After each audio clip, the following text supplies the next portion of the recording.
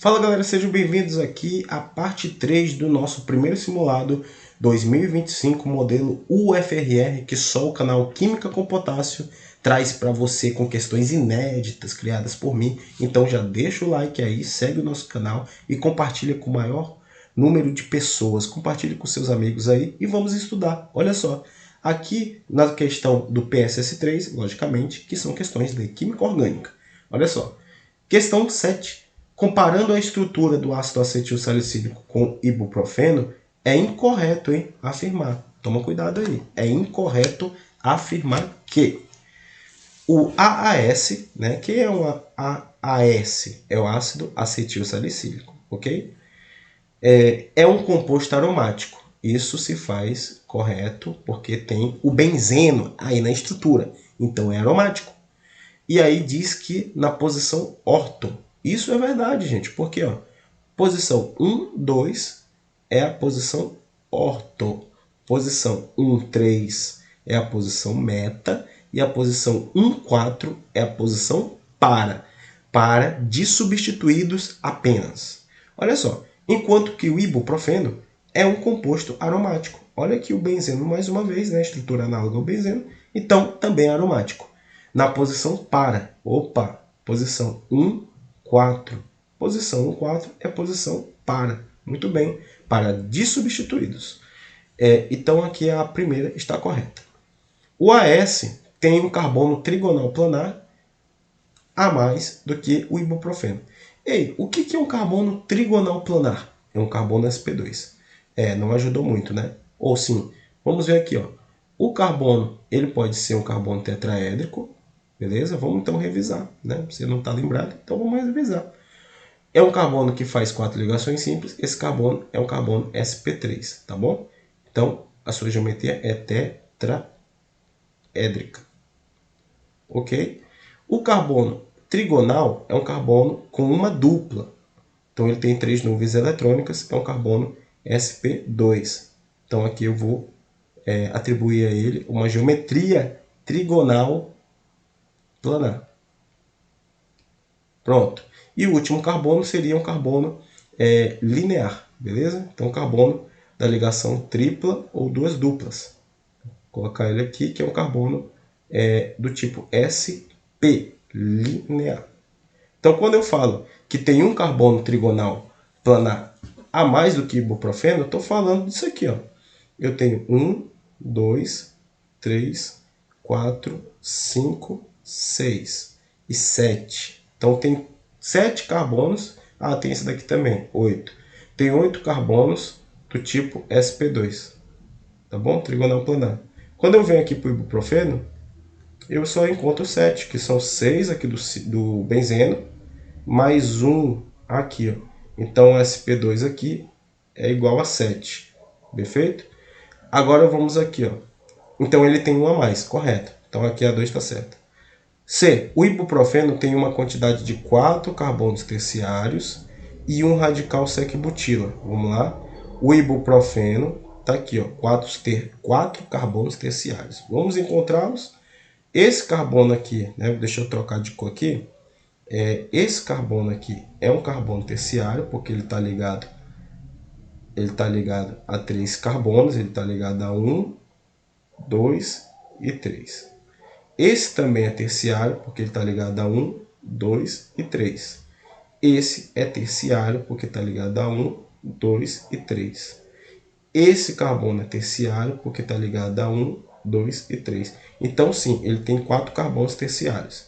E aí ele fala que tem um radical sec-butila.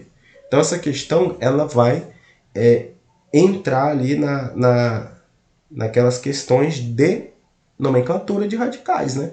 Porque aqui, ó, esse radical tem 1, 2, 3, 4 carbonos. Então ele é um butil. Mas que butil é esse? Porque tem o isobutil, tem o sec-butil, tem o terc-butil.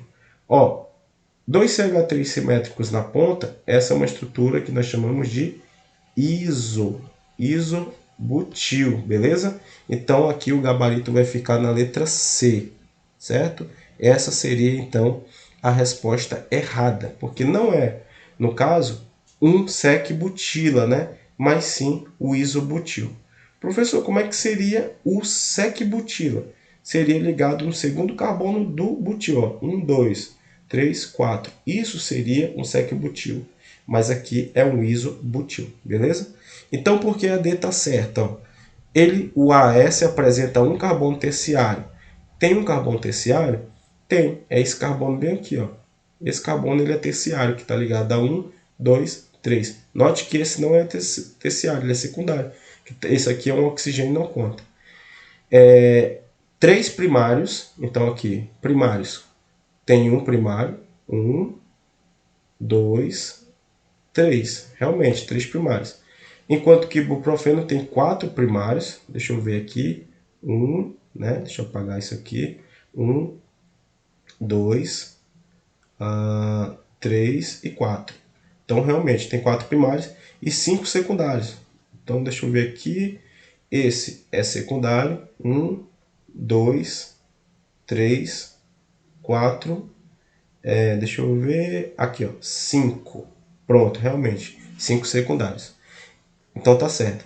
E aí, são monoácidos que ao reagir com uma base, que é o hidróxido de potássio, forma sais. Isso é verdade, porque ó, é um ácido carboxílico aqui. Então, quando ele reage com hidróxido de sódio, isso aqui vira uma ligação iônica, K+, e O-, beleza? Mais o H2O. É uma reação de neutralização clássica. Então, como aqui é um ácido carboxílico também, então aqui ele faria uma ligação iônica aqui e produziria o H2O. Então, realmente, se são ácidos carboxílicos, eles podem reagir com uma base, que é o hidróxido de potássio, e formar, sim, um sal orgânico. Por isso, corroborando o gabarito letra C. Agora, vamos para a questão 2. Olha só. Sobre a fórmula da cocaína, é incorreto afirmar que, de novo, incorreto, beleza? É um composto aromático. Então, de novo, é um composto aromático. Perfeito. De cadeia mista? Sim, de cadeia mista. Tem parte aberta daqui, tem parte que são fechadas, né? Beleza? Ele é heterogêneo? Sim, tem heteroátomo aqui, ó. Um elemento diferente do carbono entre carbonos na cadeia. Aqui também tem um heteroátomo que é o nitrogênio, beleza? Então, altamente heterogêneo e de caráter básico. Esse caráter básico ele é atribuído no nitrogênio, tá? Então, o nitrogênio é um elemento que, na figura do seu par eletrônico, tem sim a capacidade de capturar o hidrogênio e isso dá basicidade à estrutura, tá? Então, pelo fato do nitrogênio estar ali, da estrutura, isso vai conferir uma basicidade, sim, ao nosso composto. Então, aqui está certo. Apresenta funções amina terciária, isso está aqui, ó, nitrogênio ligado a 1, 2, 3 carbonos, é uma amina terciária, isso está certo, beleza? E ainda fala mais, ó, ácido carboxílico, então cadê? Não, éster, perdão, éster. Então aqui sim, ó, carbonila com oxigênio heteroátomo, isso é um éster. Tanto esse quanto esse aqui, ok? Então, justifica sim essa resposta, tá certo. C. Pode sofrer hidrólise ácida, gerando ácido carboxílico e álcool. Professor, como é que eu vou saber disso? Bom, se tem éster na estrutura, né, ele sofre sim uma hidrólise ácida, gerando ácido carboxílico e álcool. Como assim? Olha só, a reação de formação do éster é chamada de esterificação. A esterificação ela é obtida a partir da reação de um ácido carboxílico, tá, na presença de um álcool. No caso aqui, vou colocar uma hidroxila desse lado. Uma hidroxila desse lado aqui, né? E aqui um álcool. Então veja que nessa situação, a hidroxila do ácido se junta com o hidrogênio do álcool, gerando água. Então nessa reação produz água, H2O. E aí junta a estrutura proveniente do ácido carboxílico com a estrutura proveniente do álcool, gerando então o éster. Então, se essa é uma reação que ocorre em equilíbrio químico, nós podemos dizer que no sentido inverso a água está quebrando o éster para formar o ácido carboxílico mais o álcool. Então, sim, essa é uma reação que, se ocorrer uma hidrólise ácida, né, catalisada em meio ácido, isso aí vai gerar então ácido carboxílico e álcool, e eu tenho esse entendimento justamente quando eu vejo que tem éster na estrutura, beleza? Sua fórmula molecular é essa, né? E sendo a maioria dos carbonos sp3. Então, se você pegar aqui, eu vou analisar a última questão, porque é muito chato ficar vendo fórmula molecular. Então, vou ver aqui, ó. Apresenta 4 carbonos quirais, sendo a maioria terciária. Então, quais são os carbonos quirais? Isomeria óptica aí, aquele que tem 4 ligantes que são diferentes em sua estrutura, né? Então, cadê esses carbonos quirais? Ó, aqui não tem, porque não tem ligação, quer dizer, só tem ligação dupla, então não pode ser quiral. Esse carbono não é quiral porque tem 3 grupos iguais, que é o hidrogênio. Esse da ligação dupla não pode ser quiral também, então para cá não tem quiralidade, beleza? Então tá aqui no ciclo. Ó. Aqui tem o hidrogênio para trás. Então, o hidrogênio é diferente dessa parte da estrutura, e aí quando você divide essa estrutura no meio, é como se fosse essa parte para cima tem o nitrogênio, essa parte para baixo tem esse grupo aqui, ó. Então são dois grupos diferentes. Então esse aqui é um carbono quiral. Aí aqui também, ó, tem um hidrogênio aqui. Então você entende que esse hidrogênio é diferente desse grupo, certo? Quando você divide isso aqui no meio, essa parte de cima tem esse grupo aqui, né, do éster, e a parte de baixo não tem. Então, isso justifica que esse carbono também é um carbono quiral, beleza? Agora, quando eu venho para cá, ó, aqui tem o hidrogênio também, certo? Então, o hidrogênio é diferente do... aqui é um biciclo, uma estrutura totalmente maluca, diferente. Então, quando você divide ele, a parte de baixo é diferente da parte de cima, certo? E o hidrogênio vai ser diferente aqui no caso, deixa eu ver, uma para cima, uma para baixo, o hidrogênio. E aqui no caso, você teria um nitrogênio também, né? Então, esse carbono também ele é quiral. E aí, quando você analisa aqui para trás, também tem outro carbono quiral, na mesma condição de análise, ok? Então, a mesma condição aí. Então, 4 carbonos sendo a maioria terciário. Agora vamos ver se ele é terciário mesmo, tá? Ó, esse carbono aqui, ele é um carbono terciário, porque está ligado a 1, 2 e 3. Beleza. Esse daqui não é, porque ó, esse está ligado a 1 e 2. Então, esse não é terciário. Esse é terciário, esse é secundário.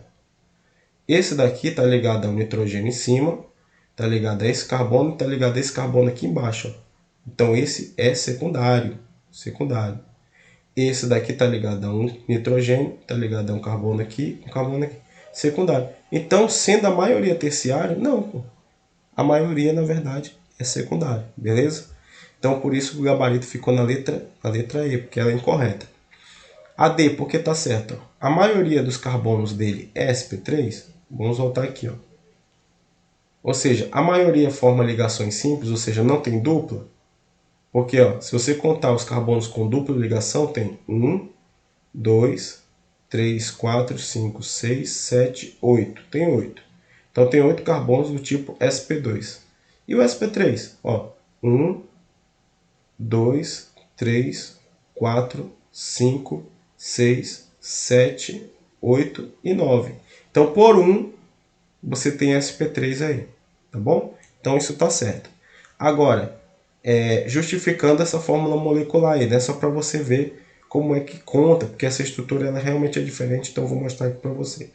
Olha só, aqui tem 1, 2, 3, 4, 5, 6, 7, 8, 9, 10, 11, 12, 13, 14, 15, 16 e 17. Então, 17 carbonos. Agora hidrogênio. 1, 2, 3. Tá aqui, o CH3. 4, 5. Aqui tem duas ligações. 6, 7. Aqui tem 3. A quarta aqui, 8. 9. Aqui tem duas, então 10 e 11. Aqui tem 3, então 12. Só a quarta aí, 12. 13, né? 14, 15, 16. Aqui não tem, então 17, 18 19, 20 e 21. Então, perfeito. Então, maioria SP3, tá certinho. Por isso, então, o gabarito na letra E. Agora vamos para a nossa última questão do nosso simulado. Olha só, é uma questão de polímeros.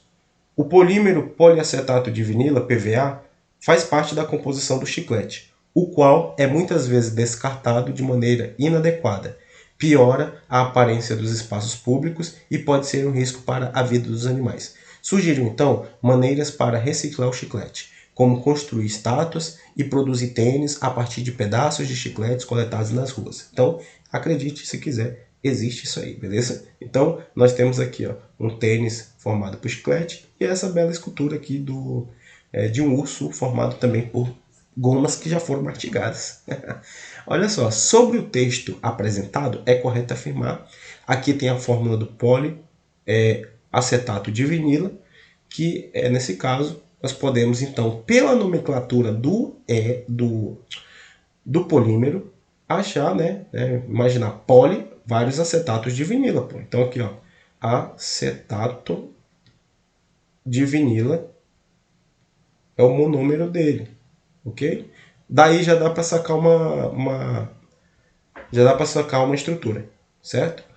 Então se eu fizer acetato de vinila, isso é um éster, né? Tá aqui a estrutura dele. Ó. Acetato, por que acetato? Etanoato, tem 2 carbonos aqui. Então fica CH3, C dupla O. O que é vinila? É o etenil. Então tá aqui, ó. C hidrogênio, CH2, beleza? Esse grupo aqui é chamado de vinil, que é o etenil. E o etanoato, o nome usual é acetato. Então fica acetato de vinilo. Aí faz essas perguntas e quer saber qual é a certa, beleza? Qual é a correta? O PVA é um polímero de condensação pertencente à função éster. É da função éster, isso aqui é um éster, incontestável, só que tem um problema aí, um problema sério. Esse polímero ele não é de condensação. Por quê? Condensação seria a reação que ocorre com as funções nas pontas, para formar ali. Você poderia até pensar que isso aqui veio de funções nas pontas. Não, não veio. Porque mostra que a polimerização pelo colchete se dá na parte hidrocarbônica aqui embaixo. Então se ele era um vinil, aqui tinha uma ligação dupla. Ligação dupla sofre reações de adição. Isso mesmo. Então aqui antes era a ligação dupla, ela foi rompida para fazer uma nova ligação aqui, que se repete com ela aqui na estrutura, né? Então significa que esse polímero é um polímero de adição, porque a monomerização ocorreu na parte onde tinha ligação dupla e não funções das pontas. Então, isso aí está errado, beleza? Não é condensação, é adição. B. O monômero do PVA apresenta a fórmula C4H6O. O2. Pela nomenclatura nós chegamos lá, então fica assim, ó. Mas dá para saber também porque essa ligação ela veio daqui, ó. Né? Essa ligação também ela veio daqui. Então dava para desfazer a estrutura e saber qual era o monômero, certo? Então aqui, ó, 1, 2, 3 e 4. Então C4, tá certo. Hidrogênio, 3 mais 3, 6, tá certo. 2 oxigênios, tá certo. Então aqui o gabarito ficou na letra B. Então nomenclatura, uma questão de nomenclatura também e fórmula. Bem interessante aí que eu fiz.